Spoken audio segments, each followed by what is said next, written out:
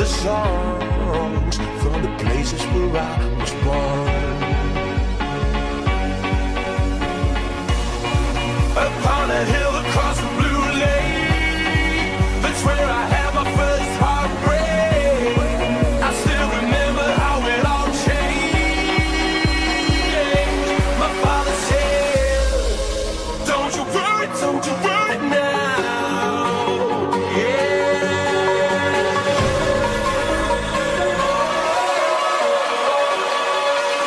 See, heaven's got a plan for you.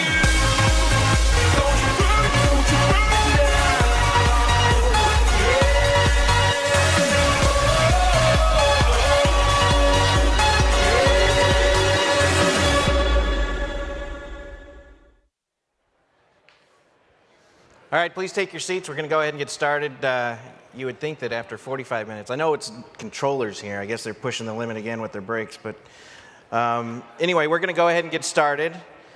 Don't forget, grab your little flippy cards. We're going to do a drawing after we have 2 more panels. Then we'll do a drawing. Then we'll do the ATC feud. If you notice, up on either far right and far left, we have the Twitter screens. So if you want to put up a question for the panel or just make a comment, it's hashtag NATCA CFS, and the speakers and the panelists will be able to see what those are as they come up in front of them as well. So don't be shy, I know you're not. Last thing, we're going to go ahead and go into the next panel, and that is on the foundations of professionalism. And with that, I'd like to introduce our moderators, Andy Marosvari from NATCA, and Robert Mickolayck from SUPCOM. Thanks. Good afternoon. Welcome to the panel on the foundations of professionalism. NATCA and the FAA brought these 4 programs: professional standards, turn off, tune in, fully charged, and ATSAP under one umbrella, designed to educate, promote, and maintain a highly professional workforce. A workforce able to adapt to rapidly changing equipment and working environments, and do all of this safely, 24 hours a day, 7 days a week, and 365 days. We'll start the panel off with a short video, so if you'll show the video. When you go up and you ask a group of people, how do you define professionalism? You're going to get several different answers. It means striving to be the best that you can in your job. It's about being consistent. Taking pride in your job. Setting a good standard. Treating people with respect. Not only doing your job, but doing a little bit more than that. We wanted to really sit down and say, how do we define that? So we built the code of a professional air traffic controller.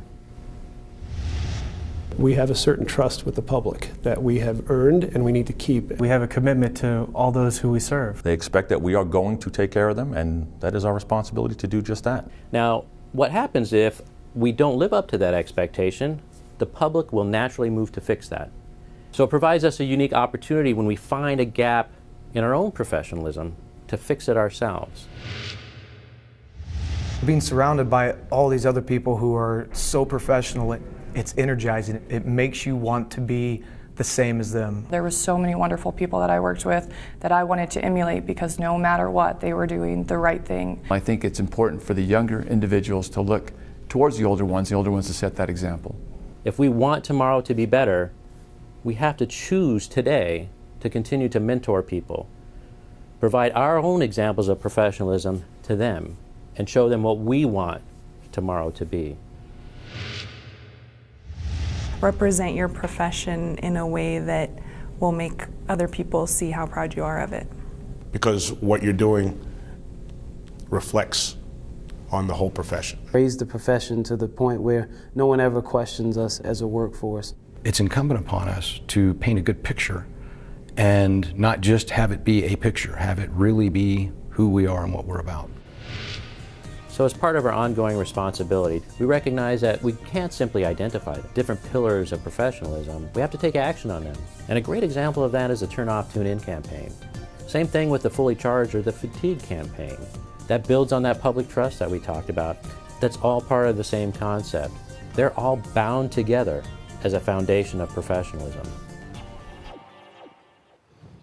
I'd like to introduce the panelists. From your left to right, Mr. Jeff Richards, representing NATCA on the Fatigue Safety Steering Committee and the Professional Standards Work Group.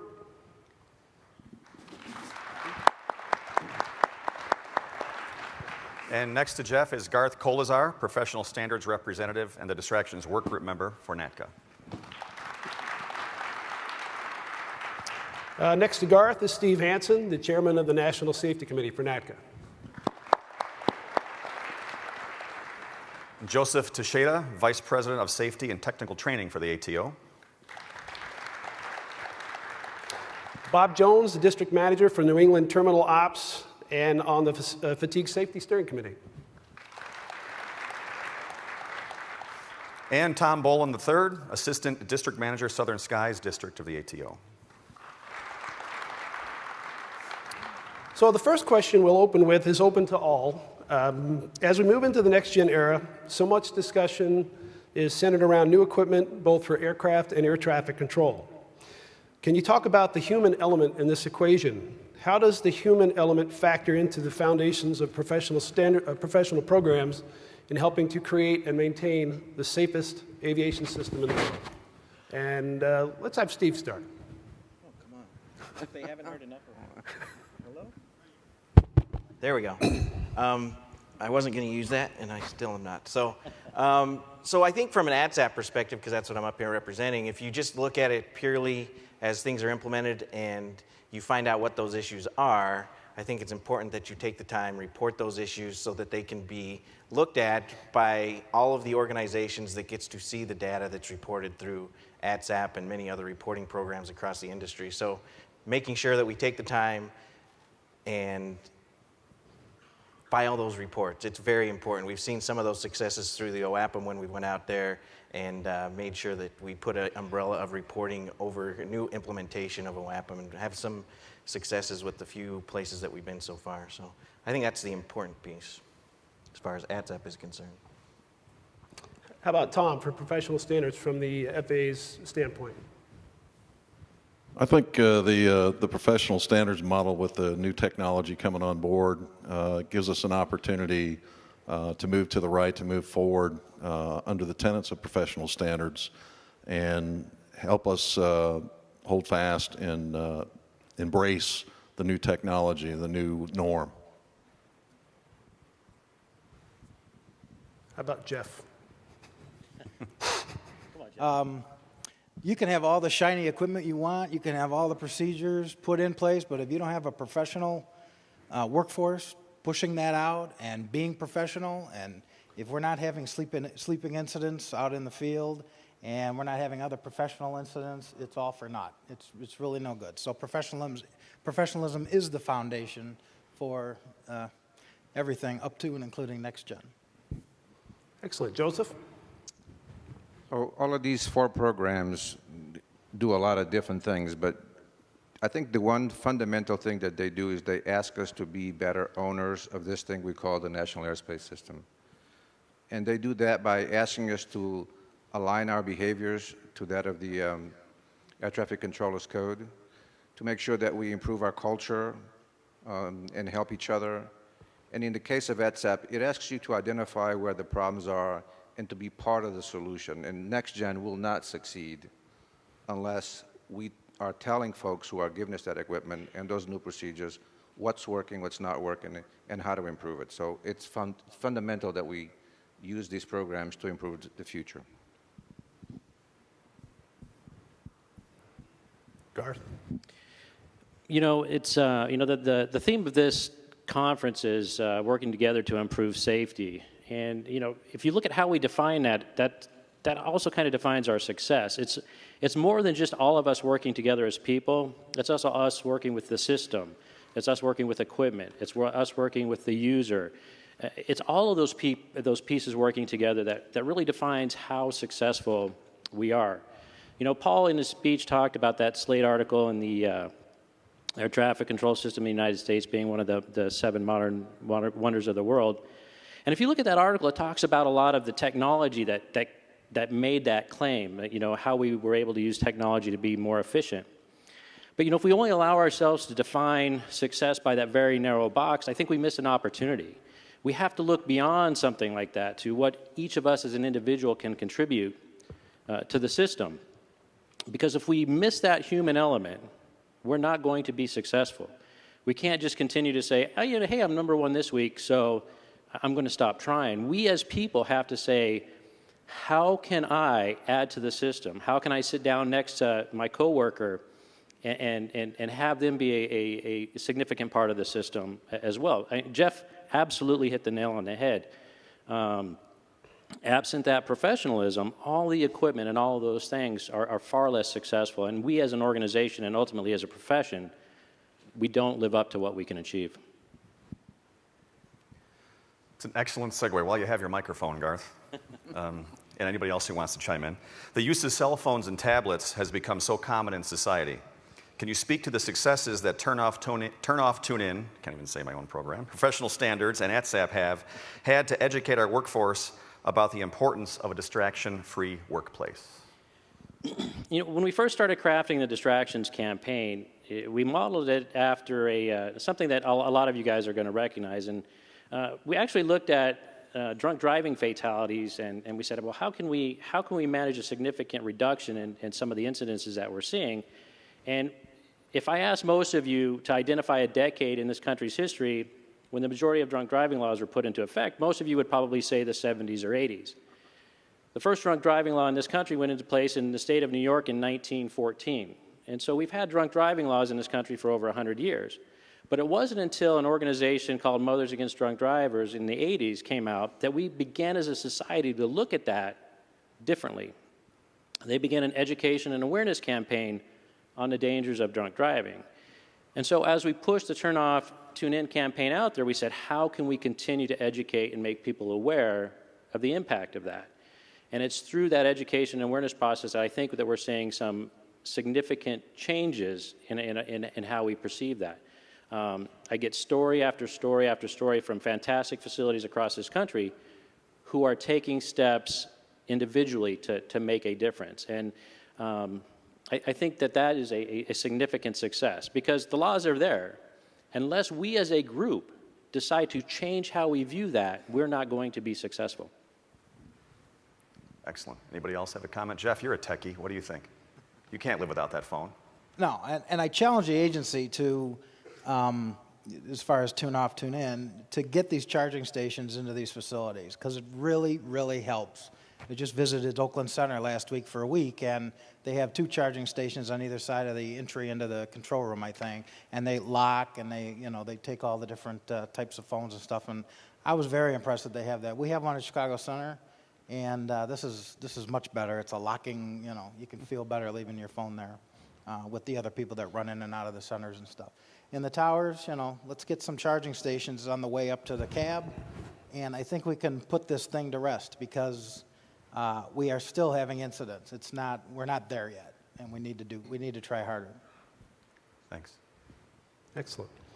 This is for Steve and Joseph. I've been an ATSAP believer from day one. We had a taxiway change at our airport due to frequent ATSAP reports. What do you say to anyone who feels that it's a get-out-of-jail-free card or that it does nothing to improve the level of safety or the quality of service that we provide? You will hear during this conference from other leaders about the success of voluntary safety reporting programs throughout the industry. And you'll hear that these programs have been credited with reducing the accident rate in the United States by a large amount. Anyone who cares to look at all the material that we have posted online about the successes of ATSAP, it's overwhelming. We have never had any program that contribute more to identifying issues and getting them fixed as ATSAP has.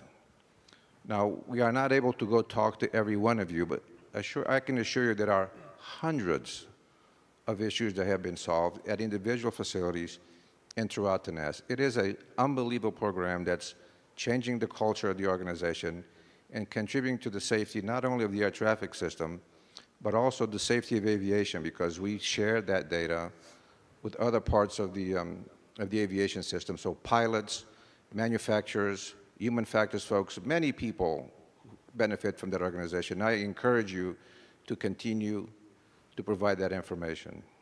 It does come with the understanding that we have to treat you well in order to continue to get that information. So there is plenty of literature out there on how you can work in that kind of environment and still provide meaningful feedback for controllers that, for whatever reason, make a mistake.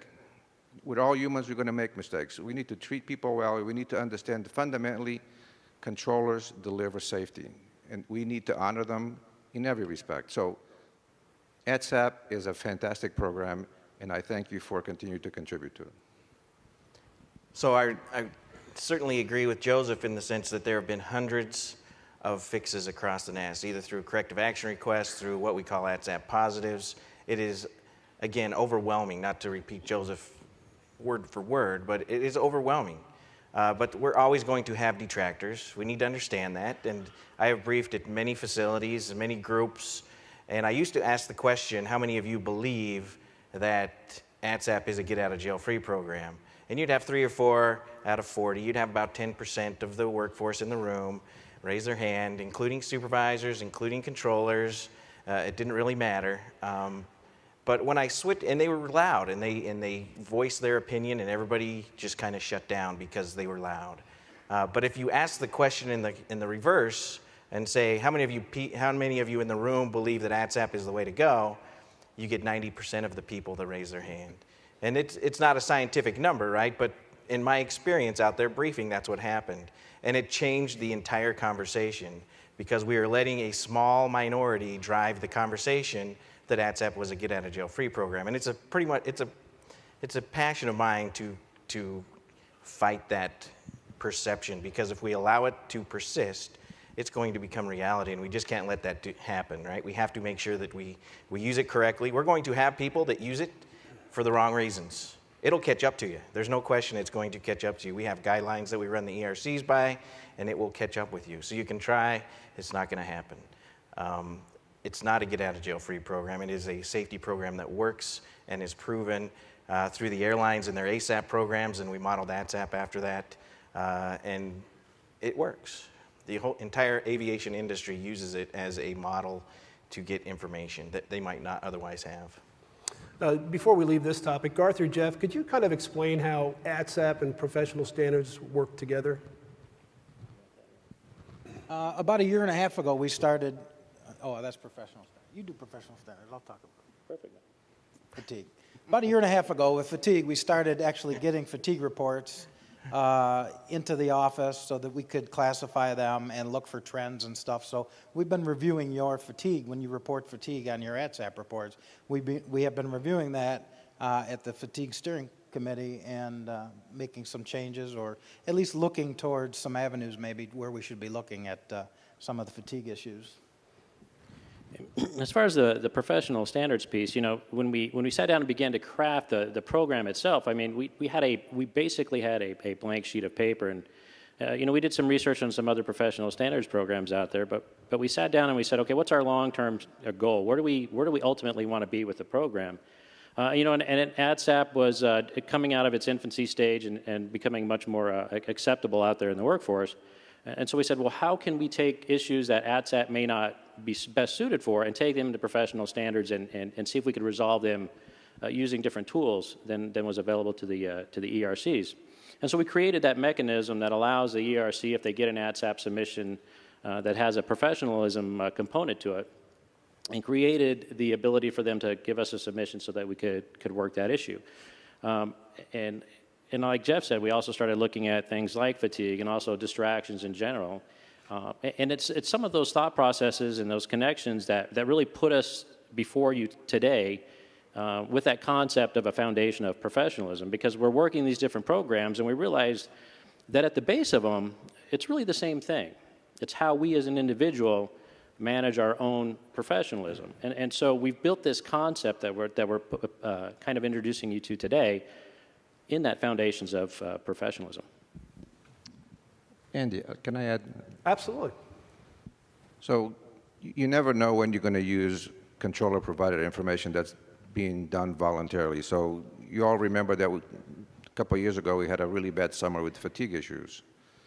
And following that, we had a lot of things working, and we had new rules that we put in place to manage fatigue.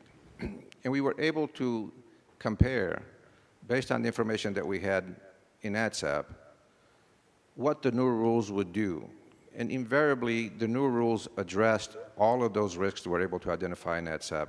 So we had confirmation that, in fact, these new rules were the right rules, because if we had them in place, a lot of those events would not have happened. So, and these were many more events that were actually available publicly. So it validates ideas, it validates concepts, and in many cases, it drives us to take action. So. This next question is for Garth, Jeff, and Steve. What are some of the most difficult challenges your programs face, and what strategies have you employed to overcome these challenges? Speaking for the Turn Off, Tune In campaign, and I think in general for a lot of the programs that are out there, it's always going to get down to an education and awareness piece. I mean, the demographics are dramatically changing out there in the profession, and they're going to continue to do so for the next 5 years. I mean, the numbers are very clear. And so we're going to continue to see a very large influx of new professionals in this career field. So how do we continue to educate and make those individuals aware of what they need to do or what they're going to face when they get out there? That's going to continue to be the big challenge. We are working on introducing curriculum about these various topics, these very same topics that we're talking about, at the academy as part of that process, so that when you get a new controller into your facility, they're going to know exactly what these foundations are, what they mean, how they're going to impact them as well. I would definitely have to say, though, it's always going to be education and awareness. How do we leverage those successes and keep pushing those issues forward? In the fatigue world, the difficulty is education and buy-in, right? Getting everybody to understand that we're using long-standing fatigue science, yet when we apply that or when we explain it, they're like, no, I feel better when I do this, or I want to have a longer break here, or sometimes commutes and stuff get in the way. So we try to take all that into consideration when we make the rule changes, and then also the education piece. So I would say the hardest piece is the education and getting the buy-in and getting everybody to play along. You included me, right? Mm-hmm. Okay. Just making sure. I didn't want to jump in where I wasn't wanted. Yeah, thanks. I mean, it's the same, right? It's education, awareness, and it's making sure that people understand the program. It's about buy-in. It's about making sure we publicize the successes that have happened so people understand. It's all of those things, and it's very difficult to do because it's a constant education. We talked about this when we first rolled out ATSAP, how it was going to be a constant educational issue, and it is. It's still an education issue, and we still struggle with it. We work on it. We're working on the next version of how that training is going to work. We have cadres that move on and no cadres at facilities. We have all these issues that we knew about. It was difficult to plan for because of all the different facilities and all the different cadres and the lack of money, and all those things play into how we deal with these things. So it's basically sounds like the same sort of things for each of us, but. And if I could add to that, I mean, you know, we sit up here, and for all of us, these programs are something we've done for years. And so we all have to, and I know we've talked about this, we have to step back sometime from that bias and say, we can't make an assumption that everybody out there has that same level of knowledge that we have, and we have to look at that group that's coming in and saying, okay, I have to treat this as if they've never heard these concepts before, because in the majority of cases, they've never heard these concepts. On that same topic, for years, many of us have worked those schedules that are not suited for mitigating fatigue. I worked them for years. I know you guys have too. There's still pushback from the field. Most of us feel those schedules were fine. I felt fine. I haven't reached 60 yet, so I think I'm still peaking, and it's okay. But how do we, are there any more changes coming in the future to our schedules? And how can we better educate the workforce on these? I had somebody just 10 minutes ago ask me, what is this? And they were talking about the fully charged program. So what's coming in the future, and how do we get the message out there better than we're doing today? That's for Jeff and for Bob, I guess. Okay, thank you. Great question, number one. I think you hit it on the head. Is the education is the big piece of this, the awareness and the appreciation across the organization that fatigue risk is real. We talk about next gen and the great technology and advances we have there, but what we don't remember is the people are still in the system, and we are prone, human physiology makes us prone to fatigue risk. So we need to recognize and appreciate that using ATSAP data and other data points and find out where fatigue is, particularly when we work shift work within the system, and try to move, borrowing Paul's words, move that safety needle over and recognize and combat fatigue. So what we're really looking to work for next, to get into your question, is more robust fatigue education. Having our professional controllers and our technicians and our managers understand that fatigue is real, personal fatigue management techniques that we can use to assess ourselves in combat and make ourselves better prepared for the job at hand. And I'll put a plug at this time. If you haven't had a chance to go out into the exhibition area, please stop by the professionalism booth, in particular the Fully Charged campaign. We have an app coming out that we've collaborated with NATCA on that is a way for you as professionals to assess your fatigue and understand your chronotype and your human physiology and how that may affect you. And I think that goes a long way to understanding how you are and how you operate. And the controllers and our technicians are our first line. So if we can improve that, we really move that safety needle over. Thank you. Anything to add, Jeff? No, he hit it on the head. Okay, good. Well, he let the dog out of the bag with the app coming up, because we had a big party for that later, so we'll have to cancel that. Sorry about that, Jeff. Think of the money. You haven't seen it. There's really great cards out there advertising the app too. I might as well let the cat out all the way, huh? So we've got another question for Tom and Garth for professional standards. And Jeff, Garth, and I are the national work group. Tom joins us from the FAA, and I've seen lots of our committee members out in the audience from around the country, and I think all of us will say that the program thus far has been a success. But what do we need to do to sustain that success and also gain wider acceptance among NATCA and the FAA? From the management side, I think that you need to know that our vice presidents, Joseph, Terry, on all the way down to Doug and the SUPCOM folks, the operational supervisors, are trying to slide things to the right and make this more of a cultural norm, looking for those opportunities to handle issues at the lowest level in a peer-to-peer type environment. So I think that's what we're kind of trying to slide, on the management side to make sure that we're successful in the future with this program. Certainly from the NATCA side, Paul and Trish have been fantastic stewards and promoters of really all of these programs. So, for you NATCA members out there, the leadership of this organization says this is important, that we manage our profession. And that means something. It means something to me as a union member. It should mean something to you as a union member. And one of the questions I get probably most often when we talk about professional standards and when we teach the program itself is, how do I answer the statement that, well, why are we doing management's job?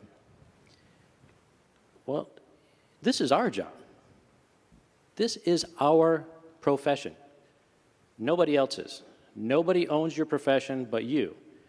And so, I always stand up to that comment and say, look, I am in charge of who I am. And I want to be able to manage that. And all of you should want that too. So this is our job. Because at the end of the day, we work next to each other. We are the ones who create this system. We are the ones who put that technology into place. And at the end of the day, we're the ones who come to these events and we recognize each other for what we do. So those are some of the things that get us to this point, that recognition that we have an opportunity to manage who we are and what we can do. Excellent. Okay, Joseph, particular question for you. Okay. We have taken and defined the concepts of professionalism well beyond the traditional codes of conduct and professional standards program. Why was that important to do so? So, just one person's opinion, but I've always supported the concept of don't reinvent the wheel. Somebody's got a good gizmo, just use it. So we've learned from the industry and taken programs that have been very successful in the industry, professional standards and voluntary safety reporting programs, and we've made those adaptable to our own environment and made them better, I believe. But we also realized that we had cultural issues that were very specific to us. And in order to work on those cultural issues, we needed to do what Garth suggested a while ago with Mothers Against Drunk Driving. We needed to have an educational campaign that said, this is not acceptable to us as professionals. So those other two programs are in that category, Fully Charged and Turn Off, Tune In. And we've been very successful at those. They're changing our culture. And other people are now saying, can we have those? And I think this is the good part about being collaborative, not only with ourselves, but also with the rest of the industry. And we'll continue to grow. Campaigns like this are a necessary part of changing our culture. We have other campaigns going, and hopefully they'll be just as successful. But these 4 programs are amazingly successful, in no small part due to all of you. So thank you. Just as a small plug, we are finally rolling out professional standards to the flight service stations in Alaska in 3 weeks. A follow-up to that question, if the concepts are intended to improve the culture in the organization, how do we know we've met our objectives? Are we ever really done? And is it possible to measure the impacts of these programs? I'll take it anybody, Joseph plus whoever else has some information. So can you measure culture? The answer is yes. Is it very scientific and very specific? Somewhat. If you're a sociologist, you're going to say yes. So there are culture instruments and surveys that we can take, and we can see whether we're actually changing the culture. Since I'm a practical guy, I've defined success as we measure success by the number of things we fix. And I think on that score, I think we are very successful. And all of these programs contribute tremendously because they become foundational to our safety culture and to this culture of identifying things and getting them fixed. So, but we'd also be doing culture surveys. You should look to see one this year to see whether every 5 years or so we're going to take a pulse and see whether we're actually making a difference on our culture. And it's tough to measure success unless we talk about what Joseph was looking at, you know, as far as assessing individual culture.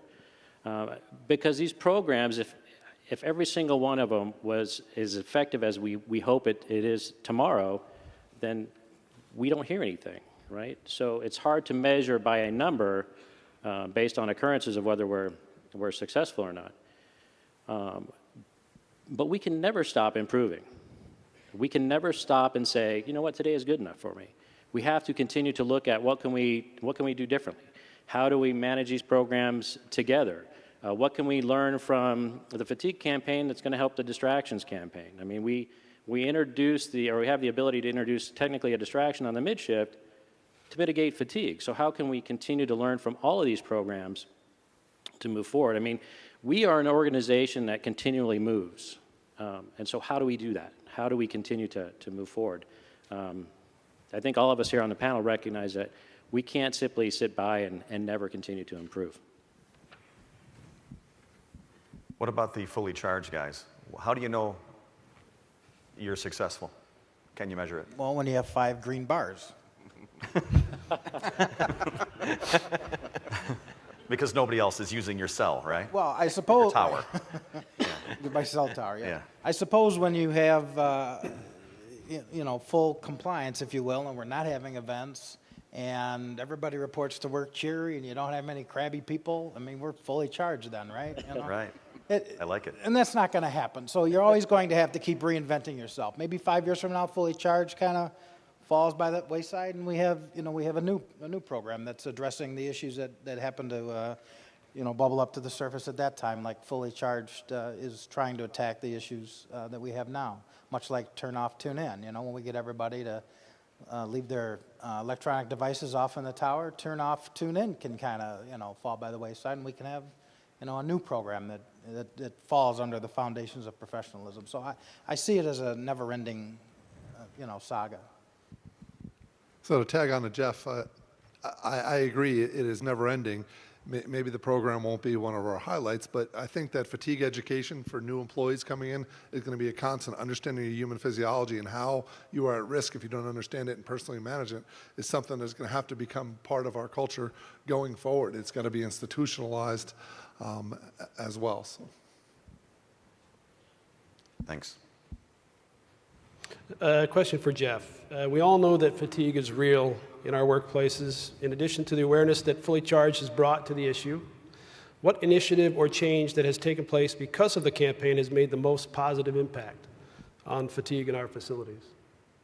I think education awareness and the fact that these folks have the education and they have the awareness to identify themselves, to have better sleep hygiene, not work a day shift, go golfing 18 holes, go out to dinner, and then show up at the tower like you're going to be able to work all night, We're not supermen, at least I'm not. And that realization that, managing your personal fatigue hygiene in your off hours is a responsibility. It's a responsibility you have when you're working in a safety position.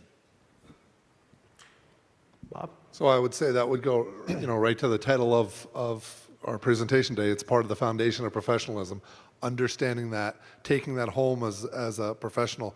The agency, the ATO can do things with shift scheduling, time between shifts, and do education things, but the real takeaway is what you take home as safety professionals and how you manage yourselves, how you identify to management when you're not fit for duty, those type of things. Raising your hand when you're not fit is an appropriate thing to do, and recognizing that, but not going and playing 18 holes of golf is a cultural change. I think if we look back, you said we worked fatiguing schedules for years. I think a lot of us probably did some things that weren't fatigue friendly, and I think now as we get more aware, we as professionals can stand up and do the right thing. Just like baseball players and football players practice at home and in the off season, this is also something that we should practice as well. Thanks. Question for Tom. Garth, Jeff, and I spend a lot of time promoting professional standards everywhere we go. What's done at the regional level and then down at the facility level with managers to promote professional standards? So for managerial awareness of the professional standards program, we worked with the ATO media folks to create a website on the Air Traffic Organization webpage, and it contains a wealth of information about the program itself and just a quick biographical type opportunity. Additionally, I personally talked with each director of operations and the associated district manager or center air traffic manager about the program and the offering of availability for training for our brand new frontline managers or operations supervisors, because we do have quite a bit of turnover. We also want to make sure our operations managers and the entire management team is up to snuff on that. Additionally, myself and the members of the management side of the National Professional Standards Work Group conduct monthly or weekly management briefings to new managers as that comes in. So the other piece is working with Doug at SUPCOM. We've been able to put some links, if you will, into practical application for supervisors in the OSW course to bring in professional standards and to look for those opportunities for those managers to use that tool. Just a follow-up question about the program Professional Standards for Garth or Jeff. Historically, about 70% of our submissions have been management. Why do you think that number is so high? Why don't we have more bargaining unit submissions? I'll go first. I think because we have not broken through the barrier of tattling on someone or doing the agency's job, et cetera, in many of the facilities. In some facilities, it works perfectly. In other facilities, I think that there's a hesitancy on the bargaining unit to use professional standards, unfortunately. Yeah, I would agree with what Jeff said. I think it's that cultural viewpoint of exactly what the program is, and as we look at individual facilities, and we do quite a bit of facility intervention as a team. When we get into a facility, we can kind of maybe peel away some of those layers at some of that stuff. And if you have a facility with a cultural issue, it's very difficult from somebody inside that facility to want to change that. Well, we do some of the studies as far as the group dynamics and how a group functions. If you have somebody inside a group that wants to change the behavior of that group and they begin to try to do so, they become ostracized and pushed out of the group. And nobody wants to be in that position as a person, so we don't see a lot of changes taking place in a facility with a systemic issue. And so professional standards is not going to be as effective on a peer-to-peer piece because of that fear that if I engage my fellow workers on this issue, I'm going to get pushed out and get ostracized. So part of what we do when we look at a facility is look at the depth of the particular issue as far as a systemic totality, and try to manage that particular piece. Employee submissions or bargaining unit submissions under the professional standards program are much more effective if you deal with isolated incidents as opposed to a group piece. So I think in that perspective, that might be part of why we see the disparity in management submissions versus bargaining unit submissions because of that particular piece. Thanks. I think we've got a few minutes for some questions. If you've got a question, just find your way to a microphone and we'll give you a chance to ask. Now, I know I saw a lot of people with questions for that guy talking about your brain. You got to have at least one question for us. I'll answer those questions too. Oh boy. Anyone? There's one over there. Oh, there we go. Go ahead. Hey. I know the fatigue steering committee's worked a lot on schedules and the effects of 10s versus 8 and the work week.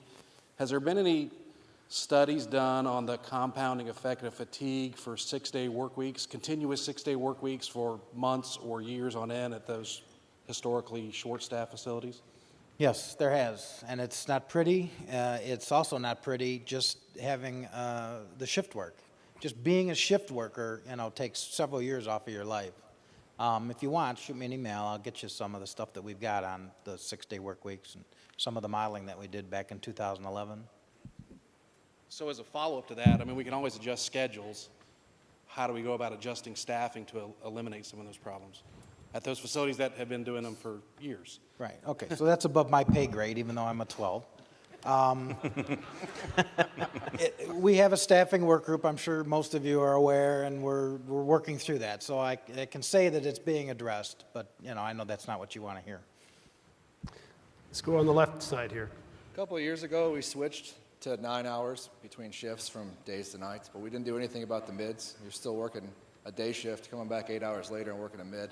What's the logic behind that and why that hasn't affected no change has been done with that? Okay, so I see I'm on the hot seat. You guys can just leave. Yeah, that's the real issue. That's the real fatigue that we're not even addressing. Right. With that shift. So let's see. The question was the 9 hours versus the 8 hours that we do between a day to a mid. Primarily, we did model that back in 2011 when we were looking at that. And a 9-hour break offered a 14% increase in the effectiveness on that next midnight shift, or the midnight shift that was associated with that 2-2-1. Putting the 9 hours did not help. It actually forced you farther into the evening. It did give you a little bit more of a nap time, between the day to the mid, but it forced you to stay awake and at work longer into the morning, which isn't good. So the 9 hours between is great if you're a guy that takes that time period to sleep. What we found with the actigraphs when we had 320 controllers that were involved in that study, if they had 10 hours, 9 hours, 8 hours between their day to their mid, they still only availed themselves to about 3 hours and 5 minutes worth of sleep.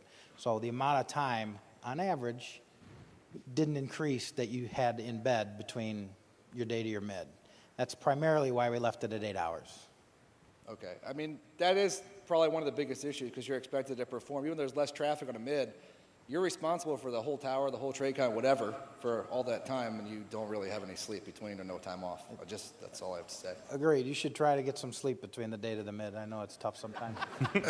No golf. And I hear the staffing piece, and I'm not going to cop out on that, but understanding the 9 hours and understanding the opportunity to avail yourself to a fatigue flex with a 7-hour shift prior to your midnight shift and reducing that, taking that hour off the front side of your fourth day prior to a mid provides tangible benefit in preparing you for a mid. So one of the things for us is we keep saying education, but it's not rhetoric, it's real. Understanding why those rules are there, how it affects you, how you can combine some of those different rules and options to make yourself more fit. And Jeff said the actigraph data showed if you had 8, 9, 10 hours off, the amount of time people slept didn't change much. Well, I think once you start to understand your human physiology and realize that you do need that sleep and to be fit, hopefully we can take that home and use that and be prepared. And I'm not trying to dodge the staffing piece. I'm just saying there's a lot we can do personally to combat the mid.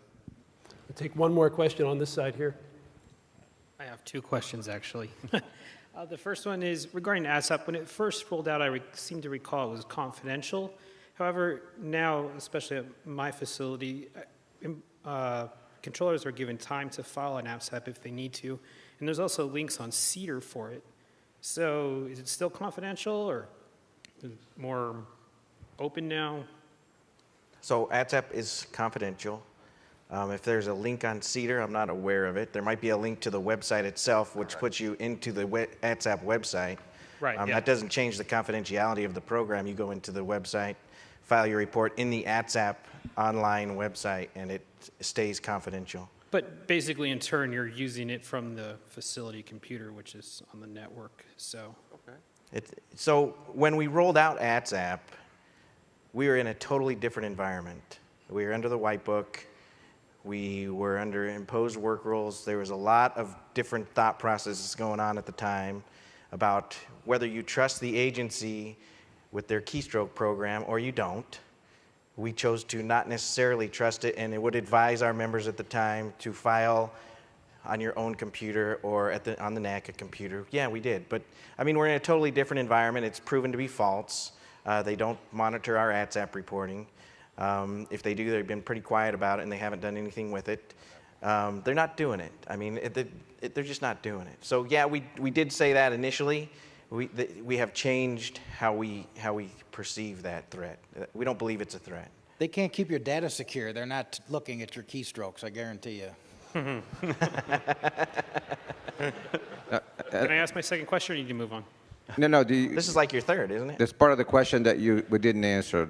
The reason we give you time to file now is because it's a representation that we value that, and we want you to take the time to do it right and to do it often. So what's your fourth question? No, go ahead. Just joking. Regarding fatigue, so the FAA appears now to be addressing pilot fatigue during their medical. Is that going to be something occurring with controllers as well, or is fully charged that outlet or program? Thanks. When go back to the mic. We're not addressing it. Define addressing fatigue with controller medical. Are you talking about sleep apnea? Apnea or any other fatigue issues that a person could have.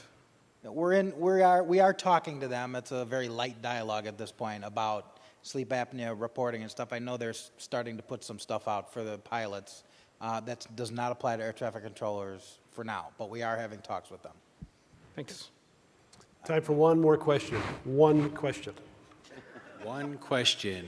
In reference to reporting outside of ATSAP, there seems to be some confusion about maybe within your facility, why would I go through ATSAP when I can talk directly to my manager and get it solved immediately?